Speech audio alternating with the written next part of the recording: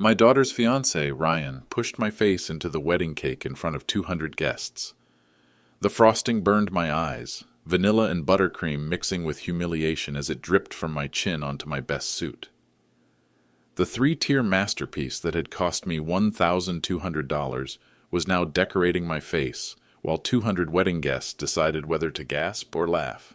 Most chose laughter. When you've been deaf for 20 years, you learn to read rooms differently than hearing people. You watch body language, facial expressions, the way people lean toward or away from drama.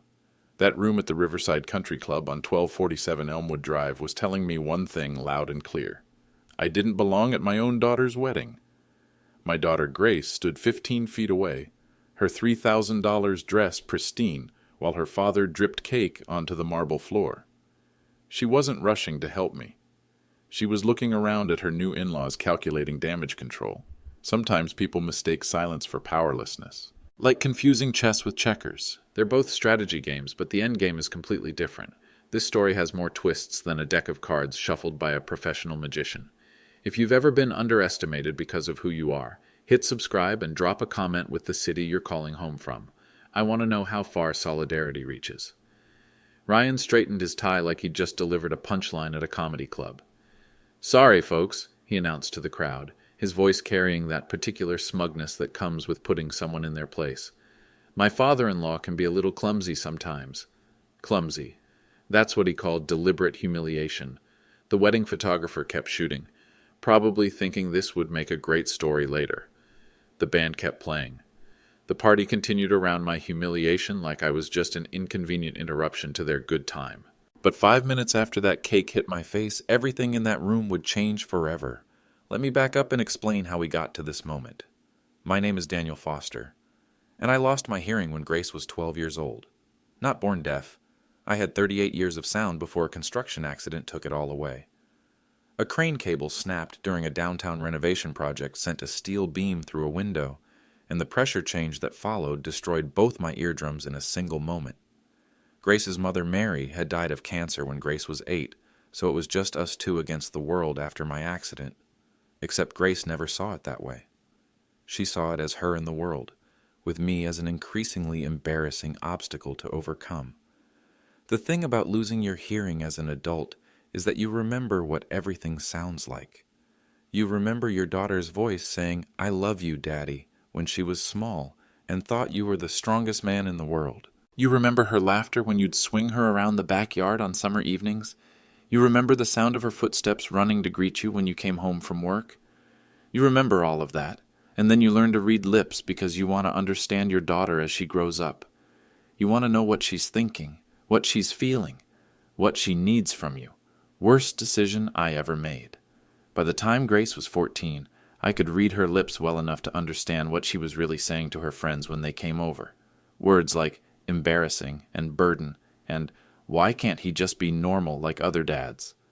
She'd tell them I was sick instead of deaf, like deafness was a temporary condition I could recover from if I just tried harder. I taught myself to read lips because I wanted to stay connected to my daughter. Instead, I learned exactly how much she wanted to disconnect from me. The accident had forced me to change careers. Construction work wasn't safe for someone who couldn't hear warning shouts or equipment failures. I used my settlement money and 20 years of construction knowledge to open Foster Equipment Supply. One store became 2, then 3. Turns out, when you can't rely on your ears, you develop other skills. You get really good at reading people's faces, their body language, their intentions. You learn to spot dishonesty from across a room. You understand when someone is trying to cheat you or respect you. You develop an almost supernatural ability to assess character, because you have to rely on visual cues that most people ignore. Business thrived. Grace's shame grew right alongside it. She started nursing school at 23, and that's where she met Ryan Cooper.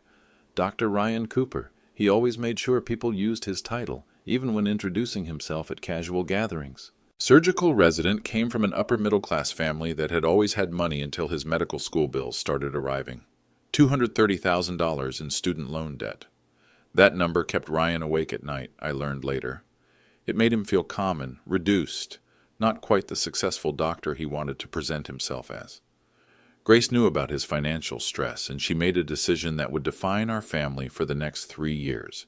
She told him I was just a struggling handyman trying to make ends meet. Dad does odd jobs around town, she explained to Ryan during their early dating conversations. Construction work, small repairs, whatever he can find. It's been hard since his accident. Employers don't want to hire someone who can't hear safety warnings. She was protecting his ego, she told herself. Protecting their relationship from the awkwardness of him feeling financially inferior to her family. She didn't want him to think she came from money. She wanted him to see her as someone who'd built herself up from nothing. I never corrected her story. Love makes people do strange things. And Grace had been ashamed of me for so long that I figured this was just another version of the same song. Ryan treated me like hired help from day one. He'd ask me to move his car during family dinners so he could park closer to the house. He'd make jokes about sign language that weren't really jokes, comments about how convenient it must be to turn off the world when you didn't want to deal with people. Grace would laugh along, nervous laughter that said she agreed with him but knew she shouldn't. I'd watch her betray herself one lip movement at a time. The wedding planning started a year before the ceremony. Grace wanted everything perfect. The perfect dress, the perfect venue, the perfect reception that would announce to Ryan's family and friends that she was worthy of joining their upper-middle-class world. She didn't ask me to help plan. She told me what she needed and I wrote the checks. $60,000 for a wedding at the Riverside Country Club. Another $15,000 for Grace's dress, the photographer, the flowers. I paid for everything without question because I wanted my daughter to be happy. Ryan assumed Grace had family money she'd been hiding. He never asked where a struggling handyman got $75,000 for a wedding. He just accepted it as Grace's resourcefulness, her ability to make things work like she always had. 3 months before the ceremony, Grace started acting nervous around me. She'd stop talking when I entered rooms, change subjects when I mentioned family finances, take phone calls in another room. I figured it was wedding stress, normal anxiety about starting a new life. I didn't know she was actively hiding my financial situation from her future husband. I didn't know she'd told Ryan's family that I was an embarrassment she was stuck with. I didn't know she'd been planning to limit my involvement in their lives after the marriage. But I was about to find out just how far my own daughter had gone to erase me from her future. Beat 2. 900 words. The cake incident happened at exactly 3:47 p.m., right after Grace and Ryan's first dance. I know the precise time because I'd been checking my watch, counting down the hours until I could politely leave my own daughter's wedding. Ryan had been drinking since the cocktail hour, not heavily, just enough champagne and scotch to let his real personality emerge from behind the professional facade he wore around Grace's friends. I was standing by the gift table, trying to stay out of the way like Grace had specifically requested during our last conversation. "Dad, just try not to draw attention to yourself, okay?" she'd said 2 weeks earlier. "Ryan's family doesn't really understand your situation, and his friends from medical school can be judgmental about disability. I don't want anything to make them uncomfortable." So I'd positioned myself in the corner, watching my daughter's wedding like an uninvited guest who'd somehow sneaked past security. Ryan approached me with that particular swagger men get when they've had just enough alcohol to feel powerful and just enough audience to perform. 3 of his groomsmen followed behind him, medical students and residents who treated the wedding like entertainment. "Dan," he said loudly enough for the nearby tables to hear. His voice carried that tone people use when they're about to say something they think is clever. "Maybe you should head home. The important part of the day is over." I read his lips clearly as he turned slightly toward his friends. "Your deaf dad is embarrassing us in front of my family." The words hit me like physical blows. Not because they were unexpected, I'd been reading similar sentiments on Grace's lips for years, but because they were said with such casual cruelty, like my presence at my own daughter's wedding was an imposition everyone was just tolerating. Grace was 30 feet away, talking to her bridesmaids near the head table. She glanced over, saw what was happening, watched Ryan position himself for whatever was about to occur, and deliberately turned back to her conversation. That moment of calculated dismissal cut deeper than any words Ryan could have used. "This is my daughter's wedding," I signed, and spoke simultaneously, the way I always did in public to help people understand I was communicating intentionally. "I belong here. Ryan's friends chuckled. One of them, a surgical resident named Mark, made an exaggerated gesture mimicking sign language, waving his hands randomly like he was conducting an invisible orchestra. Maybe if you could hear, Ryan said, stepping closer to establish physical dominance, you'd know when people don't want you around. This is a sophisticated event, Dan. Not everyone here is comfortable around disabled people. The nearby guests went quiet. Conversations paused at 3 tables as people realized they were witnessing something ugly. A few looked uncomfortable, but nobody intervened. Ryan was the golden boy. Young doctor, bright future, everything Grace wanted in a husband. I was just the broken-down father who couldn't even hear his own daughter say, "I do." "Ryan," I said calmly, "you're drunk, and you're making a scene at your own wedding. Maybe you should sit down." That's when he snapped. The suggestion that he was drunk, that he was the one causing problems, triggered something primal in him. He needed to establish dominance, to prove who held power in this family dynamic. Ryan grabbed my shoulder with his left hand and shoved my face toward the 3-tier wedding cake with his right. The impact was sudden and complete. My face went straight into the middle tier, vanilla buttercream and fondant decorations exploding across my cheeks and forehead. The crash drew gasps from across the reception hall. Cake flew in 3 directions. Frosting splattered onto the gift table, and I was left standing there with white and yellow debris dripping from my face onto my best navy suit. The room erupted in different reactions. Some guests laughed, nervous laughter mixed with genuine amusement at seeing the old man get his comeuppance. Others looked shocked, uncertain whether this was planned entertainment or genuine assault. Ryan's medical school friends cheered like they'd just witnessed a successful prank. Grace rushed over, but not to check on me. "Ryan, the photographer was taking pictures. This is going to be in our wedding album." Not, "Are you okay, Dad?" Not, "How dare you assault my father?" Just concern about documentation, about how this would look in the permanent record of her perfect day. I stood there with vanilla frosting dripping from my chin, watching 200 wedding guests decide whether to look away or treat my humiliation as entertainment. Most chose entertainment. It was easier that way. Ryan straightened his tie like he'd just finished a successful medical procedure. "Sorry, folks," he announced to the crowd. "My father-in-law can be a little clumsy sometimes. Good thing we're not around any heavy machinery, right?" More laughter. The old deaf guy fell into his own daughter's wedding cake. What a story this would make later. Grace handed me a napkin without making eye contact. "Dad, maybe you should go clean up. There's a bathroom down the hall." I nodded and headed toward the men's restroom, cake still dripping from my face, hearing the conversations resume behind me.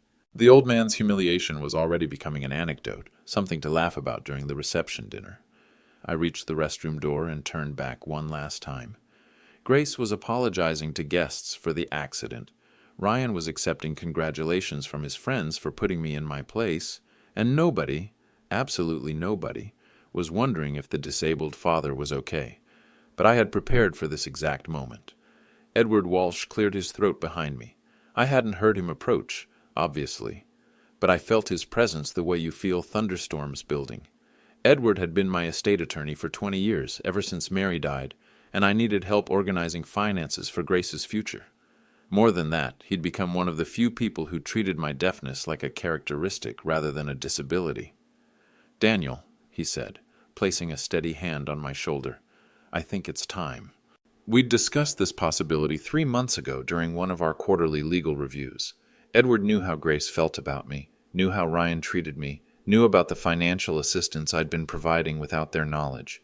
We'd prepared for the day when their disrespect crossed a line that couldn't be uncrossed. "Are you certain?" Edward asked quietly. "Once we do this, there's no walking it back." I looked across the reception hall at my daughter, who was still apologizing to guests about her father's clumsiness. I looked at Ryan, who was enjoying congratulations from his medical school friends for his successful humiliation of a disabled man. "I'm certain," I replied. Edward nodded and walked purposefully toward the center of the reception area. At 65, he carried himself with the authority of 4 decades practicing estate and trust law. His gray suit was immaculate, his voice trained to command attention in boardrooms and courtrooms alike. He tapped his wine glass with a knife, 3 sharp, clear notes that cut through conversation like a judicial gavel. "Ladies and gentlemen," Edward announced, his voice carrying the weight of someone accustomed to delivering life-changing information. "I apologize for interrupting the celebration, but I need to address something important with the bride and groom."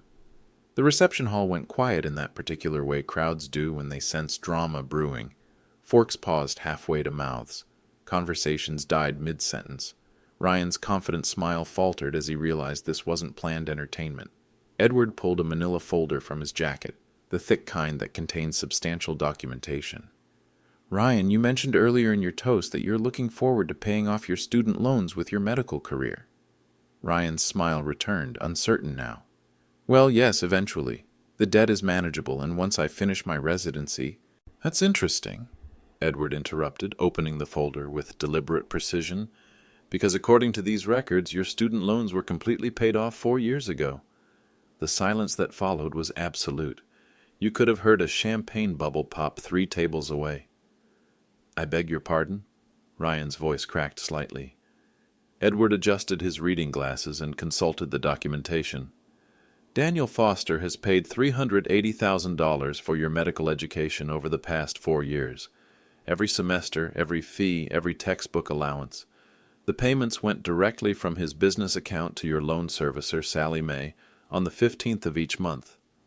Ryan's mouth moved without producing sound. Grace gripped his arm, confusion replacing the embarrassment on her face as she processed what Edward was saying. "That's impossible," Ryan finally managed. "I make loan payments every month. I have the bank statements." Edward nodded patiently. "You make payments to a private account that assumed your educational debt in full. The loan servicer transfers those payments to an investment account that Daniel established for your future financial security. You've been paying yourself, essentially, while Daniel covered your actual educational expenses." I watched from across the room as 200 wedding guests began processing this information. The man they'd just watched publicly humiliate a disabled father had been financially dependent on that father for 4 years without knowing it. The irony was delicious, but we weren't finished. "The Educational Assistance Program," Edward continued, "also extends to other members of your family, Ryan. Are you familiar with your sister Jennifer's nursing school financing?" Ryan turned to look at me with something approaching panic. "Grace, did you know about any of this?" Grace shook her head, but I could read the confusion in her expression shifting towards something else. The pieces were starting to connect for her. My business success, my willingness to pay for an elaborate wedding, my calm reaction to Ryan's increasingly aggressive behavior over the past year. "Jennifer received $45,000 in educational assistance from the same foundation that funded your medical school," Edward explained. "Your mother's continuing education program was also funded through Daniel's philanthropic initiatives. The Cooper family has received approximately $140,000 in additional educational support over the past 3 years.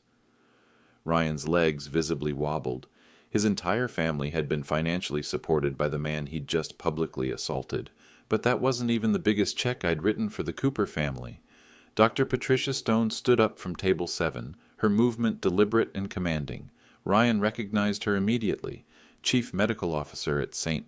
Mary's Hospital, the woman who would determine his residency placement, his career trajectory, his entire professional future. She was also, as it turned out, deeply familiar with Daniel Foster's philanthropic work. "Edward," Dr. Stone called out, her voice carrying the authority of someone accustomed to making life and death decisions, "I believe you have some additional documentation to share regarding the scope of Meister Foster's educational initiatives." The reception hall's attention shifted to Dr. Stone, and I watched Ryan's panic intensify exponentially. His future boss was apparently part of whatever was unfolding, and her expression suggested this wasn't going to improve his situation. Edward nodded respectfully and pulled out a second folder thicker than the first. "Dr. Stone is correct. The Foster Foundation for Educational Excellence has funded multiple scholarships and educational programs over the past 5 years, with particular emphasis on supporting families facing financial hardship in pursuing medical and healthcare careers." Ryan's breathing became visible, short, sharp intakes that suggested he was beginning to understand the magnitude of his situation. "Jennifer Cooper received $45,000 for her nursing degree at State University, Edward read from the documentation. Patricia Cooper, Ryan's mother, enrolled in a healthcare administration certification program that was fully funded through the foundation. Ryan's uncle Marcus completed EMT training with foundation support. The entire Cooper family network has benefited from approximately $140,000 in additional educational assistance over the past 3 years. Conversations exploded across the reception hall. I could see lips moving rapidly at every table as guests recalculated everything they'd just witnessed. The successful young doctor had just publicly humiliated the man who'd been financially supporting his entire extended family.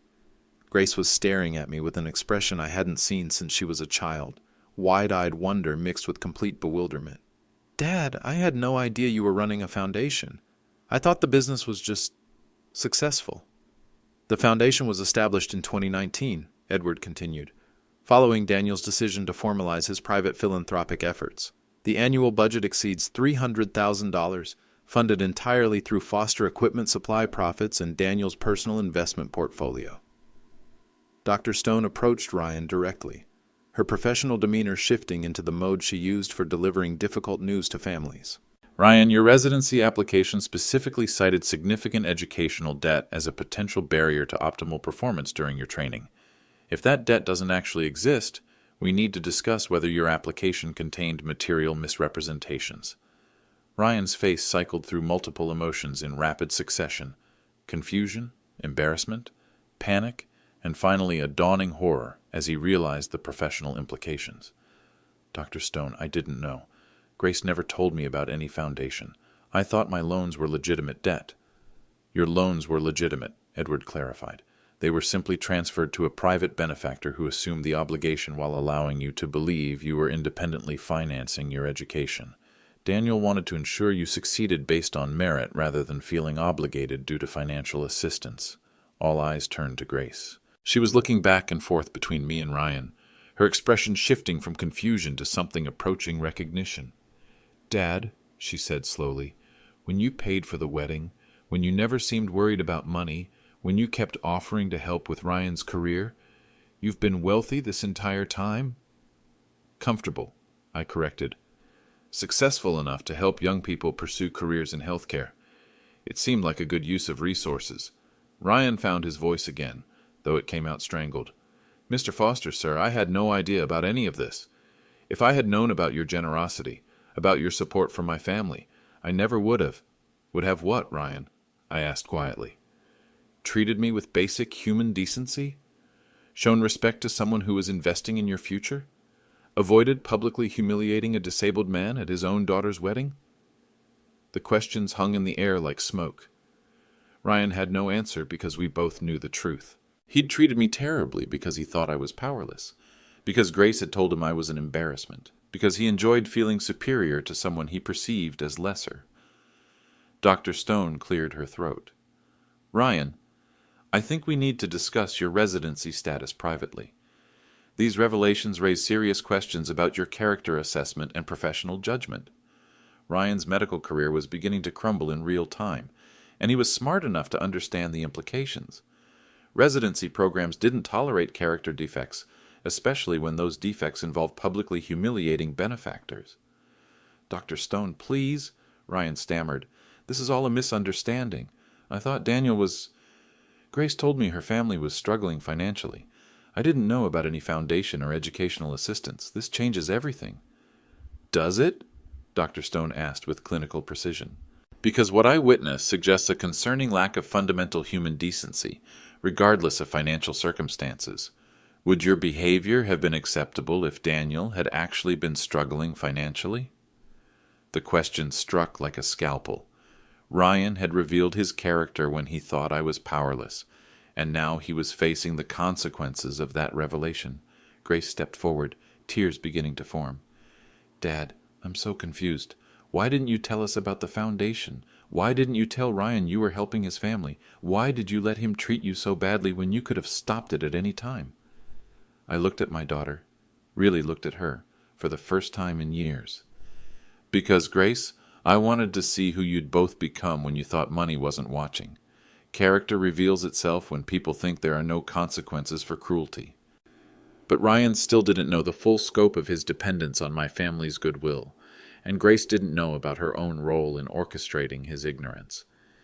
Edward pulled out a third folder, this one considerably thicker than the others. The weight of it suggested extensive documentation, the kind of comprehensive evidence that changes lives permanently. "Before we proceed further," Edward announced to the increasingly fascinated audience, "there are additional materials that provide context for the family dynamics we're addressing today." Grace tensed visibly. I could see her recognizing something in Edward's tone, a shift toward evidence she hadn't expected, revelations that might implicate her directly. "Grace," Edward said gently, his voice carrying the compassion of someone about to deliver devastating news. "Your father received some concerning communications over the past 3 years. Messages that suggested a deliberate and systematic effort to conceal family financial information from Ryan." The blood drained from Grace's face completely. She knew exactly what Edward was referring to, and she knew those communications were documented. "What communications?" Ryan demanded, but his voice carried less authority now. He was beginning to understand that every assumption he'd made about this family was being systematically dismantled.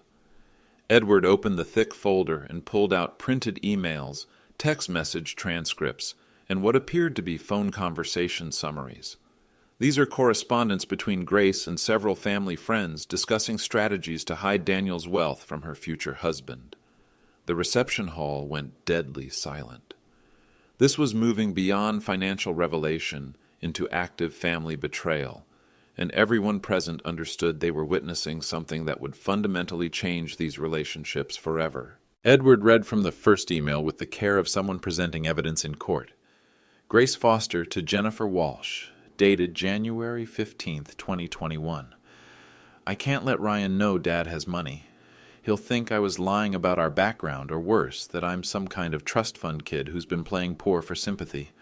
I've worked too hard to build my own identity separate from Dad's success." Ryan turned to stare at Grace with an expression of complete bewilderment. "You knew? You knew your father was wealthy and you let me treat him like he was some kind of burden?" "Ryan, it wasn't like that," Grace started, but her voice lacked conviction. The evidence was documented, preserved in digital permanence. Edward continued reading, his voice steady and professional. "March 8th, 2022. Dad keeps offering to help with Ryan's student loans, but I can't let that happen. Ryan would feel emasculated if he knew my family had money. I need him to see me as someone who built herself up from nothing, not someone who had advantages handed to her." The psychological manipulation was becoming clear. Grace hadn't just hidden information. She'd actively orchestrated Ryan's ignorance to maintain a false narrative about her own background and character. "There's more," Edward said, turning pages with methodical precision. October 2023. "Sometimes I wish Dad would just disappear from social events. Ryan gets uncomfortable around disability, and I don't want that affecting our relationship. I know it sounds horrible, but I've worked so hard to create this perfect life, and Dad's presence complicates everything." Grace made a sound somewhere between a sob and a scream. Every word Edward read was her own, written in private moments when she thought her thoughts were safe from scrutiny, exposing the depth of her shame about me and her willingness to sacrifice our relationship for her image. Ryan's anger was shifting from confusion to betrayal, his face cycling through emotions as he processed the extent of Grace's deception. "Grace, you let me take hundreds of thousands of dollars from your father while actively hiding the fact that he was wealthy? You watched me treat him terribly and never said a word because you were embarrassed by his disability?" "I was protecting our relationship," Grace whispered, but the words sounded hollow even to her. "From what?" Ryan's voice was rising. "From gratitude? From basic human decency? From acknowledging that your father was supporting my entire career while I treated him like garbage?" Dr. Stone interjected with clinical precision. "Ryan, these communications suggest you were deliberately misled about your benefactor relationship. However, your behavior this afternoon cannot be attributed to ignorance alone. Publicly humiliating a disabled person is unacceptable regardless of financial circumstances." Edward placed the emotional devastation with legal precision. The most recent email sent just last week during final wedding preparations. "After the wedding, I want to limit Dad's involvement in our lives as much as possible. Ryan deserves a family he can be proud of, and I don't want Dad's disability to impact Ryan's career advancement or our social standing in the medical community." The reception hall erupted in horrified murmurs. Grace had been planning to systematically exile me from my own daughter's life after I'd financially supported her husband's entire career and paid for their elaborate wedding. Ryan looked at Grace like he was seeing her for the first time. Not the woman he'd fallen in love with, but someone capable of profound betrayal against her own family. "You were going to cut your father out of our lives? After everything he's done for us? After he paid for our wedding, our careers, our entire future?" Grace started crying, but these weren't tears of remorse. They were tears of exposure, the tears of someone whose carefully constructed image was collapsing in public. I walked across the reception hall toward my daughter, my steps measured and deliberate. Every guest watched as I approached the woman who'd spent 3 years orchestrating my erasure from her life. "Grace," I said, looking directly into her eyes. "I read lips, remember? I've known about your shame for years. What I didn't know was that you'd turned that shame into a systematic plan to erase me from your future entirely." She couldn't meet my gaze.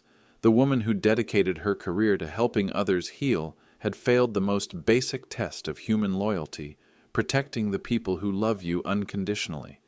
"Dad, I never meant—" She started, but I held up my hand. "You meant every word," I said calmly. "The question now is whether you can become someone worthy of the second chance you're about to receive." But I still hadn't revealed the full scope of my preparation for this moment. Edward cleared his throat one final time, and I could see the anticipation in his expression. We'd saved the most devastating revelation for last, the evidence that would redefine everyone's understanding of power, control, and consequences. "Before we conclude this family meeting," Edward announced with the timing of a master prosecutor delivering closing arguments, "there are some additional legal structures that affect everyone's future financial security." Ryan looked like he was about to collapse, but Edward wasn't finished dismantling the assumptions that had guided this family's relationships for years. Daniel established the Grace Foster Trust in 2005, following his wife's death and the accident that resulted in his hearing loss. The trust currently holds $3.2 million in principal, designated for Grace's inheritance upon marriage or her 30th birthday, whichever comes first.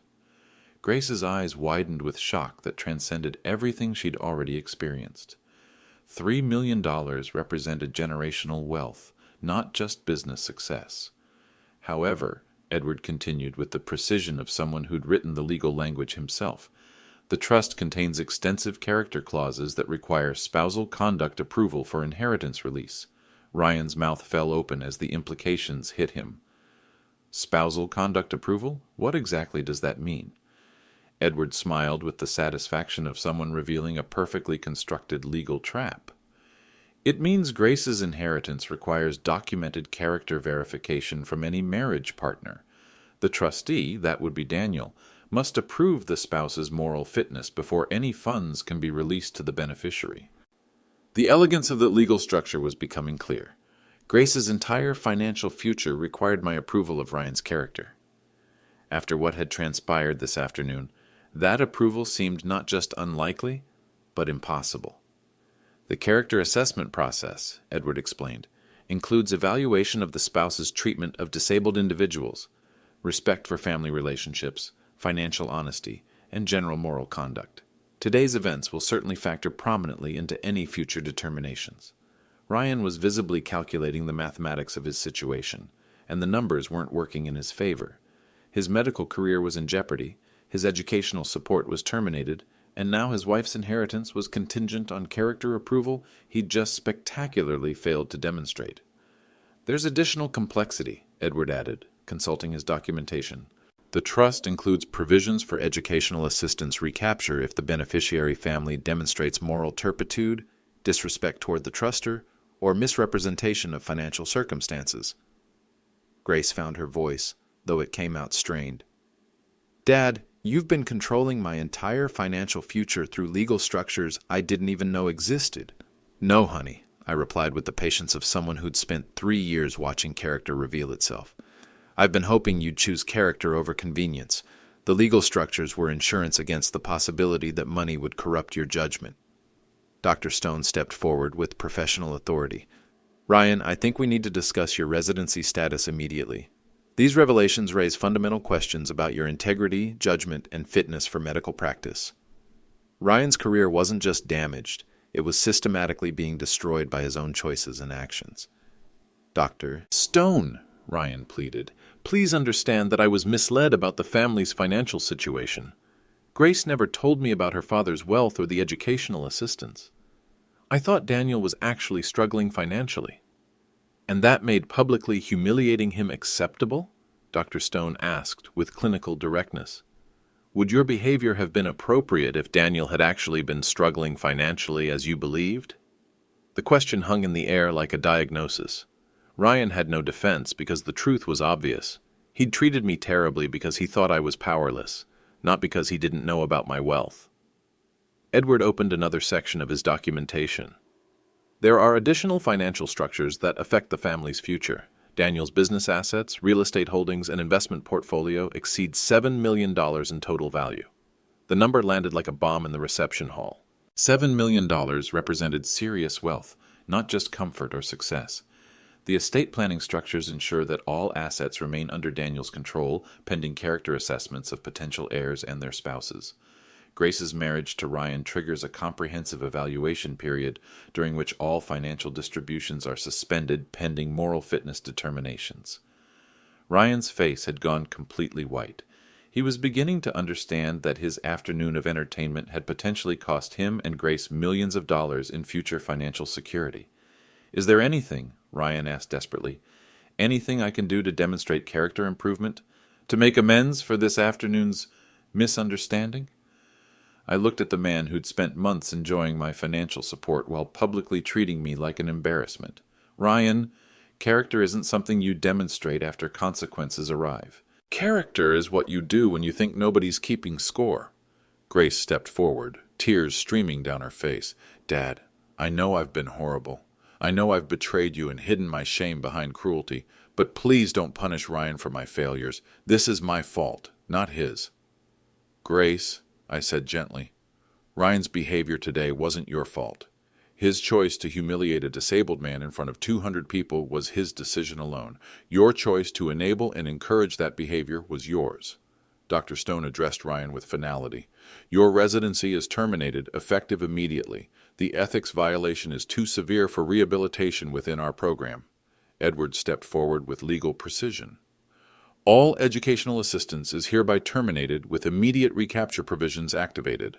You have 30 days to arrange alternative financing for your remaining educational obligations, plus interest penalties for moral conduct violations. Ryan collapsed into the nearest chair, the weight of complete financial and professional ruin settling over him like a shroud. 7 years of medical education, destroyed in one afternoon by his own arrogance and cruelty. But I wasn't finished with the revelations that would redefine this family forever. Edward pulled out what appeared to be the final folder. Leather-bound and official-looking, the kind that contains life-changing documentation. But I knew there was one more revelation that would complete the picture of just how thoroughly I'd prepared for this moment. Ryan, I said, walking over to where he sat slumped in defeat, there's something else you should know about how thoroughly I've been documenting your character for the past 6 months. His head snapped up with what might have been hope or terror. I hired a private investigator in November, I continued, watching his expression shift through recognition and panic. Peterson Investigations. Very thorough, very discreet. They've been documenting your behavior, your financial activities, and your genuine motivations regarding this marriage. Grace gripped the back of a chair. Dad, you had Ryan investigated? Why? Because, Grace, when someone claims to love your daughter but treats her father with contempt, you want to understand their real motivations. Turns out Ryan's motivations were exactly what his behavior suggested. Edward opened the leather folder and pulled out what appeared to be a comprehensive investigative report. The 6-month surveillance revealed some interesting patterns in Ryan's research and financial planning activities. Ryan's breathing became rapid and shallow. What kind of surveillance? Legal surveillance, Edward clarified. Public records research, credit inquiries, financial planning consultations, all perfectly legal and completely documented. I watched Ryan's face as he began to understand the scope of my preparation for this moment. According to the investigation, Edward read, Ryan accessed public business records for Foster Equipment Supply on multiple occasions between January 2021 and March 2023. He researched property ownership records, business valuations, and estate planning documentation. The revelation hit Grace like a physical blow. "Ryan, you researched my family's finances? You knew about Dad's business success before you proposed?" Ryan's mouth moved without producing sound. The careful facade he'd maintained for 3 years was crumbling under documented evidence. "The investigation also reveals," Edward continued, "that Ryan consulted with financial advisors at Meridian Wealth Management about optimizing spousal inheritance structures 3 weeks before proposing marriage. He specifically inquired about trust fund access, estate planning benefits, and strategies for accessing family wealth through marriage." Grace made a sound somewhere between a sob and a scream of rage. Her fairy tale romance was being revealed as a calculated business transaction. "You researched my inheritance before proposing?" Grace's voice was rising toward hysteria. "You planned our entire relationship around accessing my family's money?" Ryan tried one last desperate defense. "Grace, it wasn't like that. I loved you first. The financial research was just prudent planning for our future together." "Prudent planning?" Dr. Stone interjected with clinical precision. "You researched your girlfriend's family wealth, calculated inheritance potential, and then systematically humiliated her disabled father while secretly depending on his financial support? That's not prudent planning. That's sociopathic manipulation." Edward wasn't finished. "The investigative report also documents Ryan's communications with his family about the financial benefits of marrying into the Foster family. Text messages to his sister discussing hitting the jackpot, and emails to his parents about securing financial stability through marriage. Ryan's entire 3-year performance was being exposed as elaborate financial manipulation, and everyone in the reception hall was witnessing the complete dismantling of what Grace had believed was love. "There's more," Edward said, flipping pages. "Ryan maintained a separate bank account where he was saving money that should have gone to student loan payments. The account currently contains approximately $47,000. Money he saved by allowing Daniel to pay his educational expenses while pretending to struggle with debt. The financial deception was complete and documented. Ryan had been profiting from my generosity while performing financial hardship." Grace turned to stare at Ryan with an expression I'd never seen before, complete recognition of who she'd actually married. "You save money by letting my father pay your debts? You perform poverty while stealing from my family?" "Grace, please," Ryan pleaded. "Everyone does financial planning before marriage. I was thinking about our future security." "You were thinking about theft," Dr. Stone corrected. "You accepted educational assistance under false pretenses while concealing your knowledge of the benefactor's wealth. That constitutes fraud." Edward closed the investigative report. "The documentation is comprehensive and legally admissible. Ryan's behavior represents a pattern of calculated deception spanning 3 years. I looked at my daughter, who was staring at her husband with dawning horror. Grace, this is what I needed you to see. Not just today's cruelty, but the systematic manipulation that made today possible." Grace removed her wedding ring and placed it on the table between us. "Ryan, you researched my family like a business acquisition. You calculated the value of marrying me like I was a stock portfolio." "That's not true," Ryan protested, but his voice lacked conviction. The evidence was overwhelming and documented.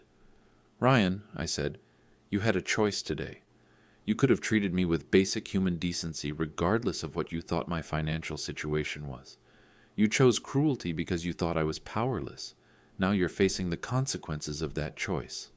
Dr. Stone stepped forward with professional finality. "Ryan, your behavior represents fundamental character defects that make you unsuitable for medical practice. Your residency termination will include documentation of ethical violations that will prevent acceptance into other programs. Ryan's medical career wasn't just over, it was systematically destroyed with no possibility of resurrection." Edward addressed the legal implications. "The fraudulent acceptance of educational assistance, combined with the documented character violations, triggers immediate financial recapture with interest penalties. The total amount owed is approximately $420,000. Ryan collapsed completely, understanding that his 3-year plan had resulted in complete financial, professional, and personal destruction. Grace looked at me with tears of recognition rather than shame. Dad, you gave him every opportunity to be a decent person. He chose calculation over character at every step. Grace, I replied, now you have to choose what kind of person you want to become moving forward. But I had one final decision to make about redemption versus justice. The reception hall was completely silent now. 200 people watching a family implode, a marriage dissolve in real time, and a young doctor's future evaporate under the weight of his own calculated cruelty. This was no longer a wedding, it was a reckoning that would define the rest of these lives. I looked at Grace, really looked at her, for the first time in years without shame or disappointment clouding my vision. My daughter was crying, but these weren't the tears of embarrassment or self-pity I'd grown accustomed to. These were tears of recognition, of finally seeing herself and her choices clearly. Grace, I said, my voice carrying across the silent room, you have a choice to make right now that will determine who you become for the rest of your life. She wiped her eyes and looked at me with something approaching hope. What choice, Dad? You can stand by a man who researched your family's wealth, calculated inheritance values, planned to access trust funds, systematically defrauded your father's educational assistance program, and publicly humiliated your disabled father for entertainment in front of 200 people. Or you can remember who you used to be before shame made you cruel and greed made you an accomplice. Ryan jumped up from his chair with desperate energy. Grace, please, we can work through this. People make mistakes. I can change. I can be better. We can go to counseling. I can make amends. Mistakes? Grace turned on him with a fury I hadn't seen since she was 12 years old and someone had bullied a younger child at school. You researched my family's financial situation like a business acquisition for 3 years. You knew about my father's wealth, and you let me believe I was protecting your ego by hiding it. You accepted hundreds of thousands of dollars in educational assistance while performing financial hardship. You planned to marry me for access to trust funds while making me feel guilty for having a disabled parent. The complete scope of Ryan's psychological manipulation was finally clear to her. He had weaponized her insecurity about my deafness to mask his own financial calculations and fraudulent behavior. I still have 1 year of medical school left, Ryan pleaded desperately. Without your father's support, without the residency, without access to the trust fund, I'll have nothing. Please, Grace, I love you. We can start over. Grace looked at him for a long moment, and I could see her processing 3 years of relationship through the lens of documented deception. Ryan, she said with clarity that surprised even me, love doesn't research inheritance law before proposing marriage. Love doesn't calculate trust fund access while performing affection. Love doesn't humiliate disabled people for entertainment. She reached up, removed her wedding ring, and placed it deliberately on the table between us. This marriage was a fraud from the beginning. Dr. Stone approached Ryan with the finality of someone delivering a terminal diagnosis. Your residency is terminated effective immediately, with documentation of ethical violations that will prevent acceptance into any other medical program. Your medical career is over. Edward stepped forward with legal precision. All educational assistance is hereby terminated with immediate recapture provisions activated. The total amount owed, including interest penalties for moral turpitude violations, is $420,000. You have 30 days to arrange alternative financing. Ryan collapsed back into his chair, the weight of complete financial, professional, and personal ruin settling over him. 3 years of calculated planning had resulted in systematic destruction. I walked over to my daughter and placed my hand on her shoulder. Grace, I need you to understand something important. I never wanted to control your choices through money or legal structures. I wanted to see what choices you'd make when you thought character didn't have consequences. She looked up at me with tears streaming down her face. Dad, I've been horrible to you for years. I let my shame about your deafness turn into cruelty, and I convinced myself I was protecting Ryan when I was really just protecting my own image of who I wanted to be. Grace, I said gently, shame is a choice you make every day. You can choose differently starting right now. She nodded, then looked around the room at 200 wedding guests who'd witnessed her marriage dissolve and her character exposed. What do I do now? How do I even begin to make this right? Now, I replied, You decide what kind of person you want to become when you grow up, and I'm going to give you the opportunity to prove it. Edward cleared his throat one final time. There are conditions for moving forward that will determine everyone's future. Edward opened his final folder, the one that contained not just consequences but possibilities for redemption, though not the easy kind that erases accountability. The trust fund and estate structures, he announced to the silent reception hall, include provisions for character rehabilitation and family reconciliation, but only under specific conditions that must be met completely and consistently. Grace and Ryan both looked at him with desperate attention, though I suspected only Grace would prove capable of meeting what came next. For Grace, Edward continued, the trust fund will remain intact and accessible, contingent on 1 full year of demonstrated character improvement and family relationship rehabilitation. Grace straightened slightly, hope flickering in her expression. The specific requirements include completing a full course in American Sign Language to fluency level, attending weekly family counseling sessions with a therapist specializing in disability dynamics, volunteering a minimum of 10 hours per week with disability advocacy organizations, and participating in monthly family meetings to rebuild honest communication. The requirements were substantial but achievable for someone genuinely committed to change. For Ryan, Edward said with less optimism, the financial obligations remain in full force. The $420,000 in educational assistance recapture, plus interest penalties, must be repaid on a schedule to be determined by the court. However, the criminal fraud charges will be suspended pending completion of 2,000 hours of community service specifically working with disabled individuals and their families. Ryan's face cycled through relief and horror. No jail time, but years of intensive character rehabilitation under supervision. Additionally, Edward continued, Ryan's medical license application will be permanently flagged with ethics violations. Any future healthcare employment will require disclosure of the documented character defects and fraudulent behavior. Ryan's medical career was finished, but he wasn't being completely destroyed if he chose genuine rehabilitation. The marriage, Edward announced, is subject to immediate annulment proceedings due to fraud in the inducement. Ryan's deception about his motivations and financial research constitutes grounds for voiding the entire legal contract. Grace nodded with visible relief. Her 3-year mistake could be legally erased.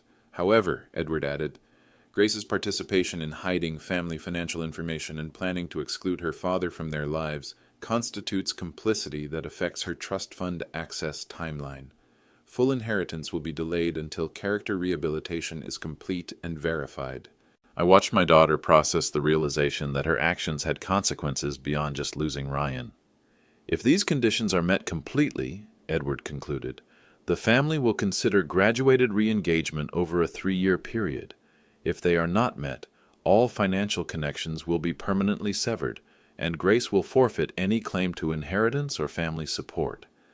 It was a path toward redemption, but not an easy one that ignored accountability. Dr. Stone addressed the professional implications. Ryan, I'll be providing detailed documentation of today's events to the State Medical Board. Your application for medical licensure will likely be denied permanently based on character fitness evaluations. The destruction of Ryan's chosen career was complete and irreversible. Grace, I said, looking directly at my daughter, you have 1 year to prove that the woman I raised is still somewhere inside the person shame and image consciousness created. I'm willing to give you that chance, but the work has to be yours. She nodded, tears flowing freely. Dad, I don't even know where to start. How do I begin to make up for years of treating you terribly? You start, I replied, by learning to communicate with me in my language instead of being ashamed that I communicate differently. You start by understanding the community you've been embarrassed to be associated with. You start by choosing character over image every single day for a year. Ryan stood up unsteadily. Daniel, sir, is there any way I can demonstrate genuine character change? Any possibility of redemption beyond just avoiding jail time? I looked at the man who had calculated our family's worth before calculating our humanity. Ryan, redemption isn't something you demonstrate to me. It's something you become when you think nobody's watching. The community service will give you opportunities to develop actual character instead of performing it. Grace approached me hesitantly. Dad, can I hug you? I know I don't deserve forgiveness yet, but I want you to know that I'm going to earn it. I opened my arms and held my daughter for the first time in years without feeling her shame radiating through the contact. Grace, forgiveness isn't something you earn. It's something you accept when you're ready to stop earning it through manipulation and start living it through character. The reception hall began to stir as guests realized the family drama was concluding. Some looked uncomfortable with what they'd witnessed. Others seemed moved by the possibility of genuine redemption following genuine consequences. Edward packed up his documentation. The legal processes will begin Monday morning. Grace, you'll need to meet with the family counselor I've recommended. Ryan, you'll report to Community Service Coordination for your work assignment. As the crowd began to disperse, I realized that this day had become something more than just stopping abuse or revealing deception. It had become the beginning of my daughter's real education about character, family, and the difference between shame and dignity. And for me, I had learned that sometimes the greatest gift you can give someone is the consequences of their choices, wrapped in the possibility of becoming better than they were. 3 years later, I was sitting in my office at the Foster Foundation's new national headquarters when Grace knocked on my door. She was fluent in ASL now, real fluency, not just basic phrases for show. Her first communication to me that morning was signed, "Good morning, Dad. The board meeting materials are ready for your review." The transformation had been gradual but complete. Grace had thrown herself into the character rehabilitation requirements with an intensity that surprised even me. She'd completed her ASL certification within 8 months, volunteered over 1,500 hours with disability advocacy organizations, and attended every single family counseling session for 2 full years. More importantly, she'd discovered who she actually was when shame wasn't driving her decisions. "Dad," she signed during one of our recent conversations, "I understand now that my shame about your deafness was actually shame about my own character. I was embarrassed by my inability to love you completely, so I made your disability the problem instead of my own limitations." That insight had marked her real graduation from rehabilitation to growth. The Foster Foundation had expanded from a regional educational assistance program to a national organization funding disabled entrepreneurs, accessibility innovations, and family support services. Grace was now the executive director, running day-to-day operations with a competence and compassion that made me proud in ways I'd never expected. She'd also started dating again, a man named James who worked as a physical therapist and had learned basic sign language before their second date. Not to impress Grace, but because he wanted to communicate directly with me. Character revealing itself through small actions. "James asked me something interesting yesterday," Grace had told me the week before. He asked if I had ever considered that having a deaf father might be an advantage rather than a limitation. "What did you tell him?" I'd asked. "I told him it took me 20 years to figure out that you weren't the one with the limitation. I was." Ryan had completed his community service requirements and was working as a medical technician in a rehabilitation hospital. The work was humbling and poorly paid compared to his doctor aspirations, but the last report I'd received suggested he was developing something resembling actual empathy for disabled patients. He'd written me several letters over the years, real apologies that acknowledged the calculation behind his behavior and took responsibility for his choices. I'd never responded to those letters. Some lessons are their own reward, and Ryan's education was between him and the people he chose to serve. The foundation had funded 847 businesses in 3 years, changed thousands of lives, and proven that society's definition of disability often masked extraordinary capability. The entrepreneurs we supported were creating innovations, building companies, and changing entire communities. Grace and I had lunch together every Sunday. She'd update me on foundation operations, share stories about the business owners we were supporting, discuss strategy for expanding our programs. But mostly, we'd just communicate, father and daughter, finally comfortable with who we both were. "Dad," she'd signed during our most recent Sunday lunch, "I've been thinking about what you said at the wedding about character revealing itself when people think there are no consequences. What about it? I think the opposite is also true. Character reveals itself when people think everything they've built might disappear, and they have to choose who they want to be when they rebuild." I'd smiled at that insight, Grace had learned that breakdown could become breakthrough when approached with honesty instead of defensiveness. The last communication I'd received about Ryan's progress came from his community service supervisor. Mr. Cooper has developed genuine respect for the disabled community, the report noted. His initial resistance to the work has evolved into what appears to be authentic commitment to service. Change was possible, even for people who'd seemed unreachable. The foundation's success had attracted national attention. We'd been featured in Forbes, Harvard Business Review, and 60 Minutes. The story wasn't just about disability advocacy. It was about the power of consequences, combined with opportunities for genuine redemption. But the real success was sitting across from me every Sunday, signing fluently about her work, her relationships, her understanding of herself. Grace had become the woman I'd always known she could be. It just took longer than I'd expected and required more dramatic intervention than I'd hoped. "Dad," she'd signed recently, "thank you for not giving up on me when I'd given up on myself. Thank you for showing me that dignity doesn't depend on what other people think, and that strength sometimes looks like patience." That conversation was worth more than $7 million, worth more than business success, worth more than vindication or revenge. Sometimes the people who seem powerless hold all the power. Sometimes the people who seem different are exactly what the world needs. Sometimes quiet dignity defeats loud arrogance, and patience overcomes immediate gratification. Sometimes families have to break completely before they can heal stronger than they were before. What's your story of turning underestimation into triumph? Share it in the comments below, because everyone needs to know that different isn't less than, that character matters more than appearance, and that the greatest victories often come through choosing grace over vengeance.